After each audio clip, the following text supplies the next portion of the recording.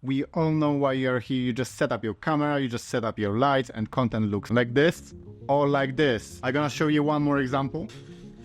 To be absolutely honest with you, most of the cases your natural light is your solution. So now I'm gonna walk you through my setup, which I'm using to generate my content and also to generate the content for my clients. This setup is amazing when you're working on the budget and you have only one light and you're just trying to work out what else you can do when you want to achieve the cinematic look or you want to get that depth in the video. To actually give you a bit more understanding about the camera setup I have right now, before I'm gonna talk about light, I find my own setup for a camera which is giving a bit different look and maybe confusing for some people who are just starting up with the camera, but I explain you anyway. As you can see, I'm on my G Master lens, allowed me go to 1.8, and also I'm filming in 25 frames per second, and my ISO is pretty high. It's 12,800.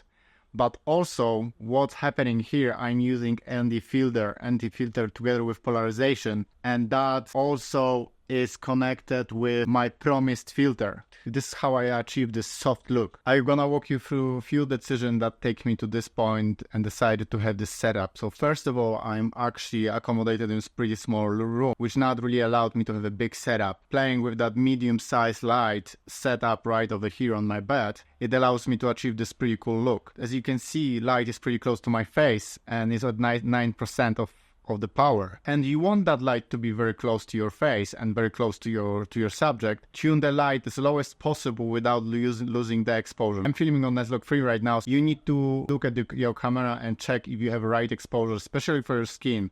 I'm not worried about any other part of the environment. When I'm setting the light, I always worry only about the exposure of the skin. My skin, as you can see, is exposed pretty good. The rest of the background is pretty dark. I'm not interested with that. One of the things I liked about this setup is give you that dimension. When you look at my cheek, I'm gonna turn off my probe light. I actually prefer this look a bit more. As you can see, I don't have any light on this side. It's only this light coming on my face, and I have one probe light in the background, which is my LED light going on my desk and lighting up the wall. With this light setup, you're having more dramatic look. It depends what you are shooting, but if you're shooting interviews, corporate interviews, you're not necessarily gonna need that dramatic look. So that's why I set this tube light, non-line power tube light, for like 1% power, and you can see it's pretty strong anyway. So that's why I'm gonna set this pretty far, and that softens my highlights. With that triangle on my cheek, you achieve that, which is called I think Rembrandt lighting or something like that, Rembrandt lighting style. I really like this light setup as give you more dimension into the image. I'm gonna turn off my probe light in the background for a second. Also, I'm gonna turn off the other light. As you can see, all scenery get pretty dark and there's no dimension on the image. You have a lot of shadows in the background. Having that probe light in the background, which can be whatever you like, could be some lamp in your room.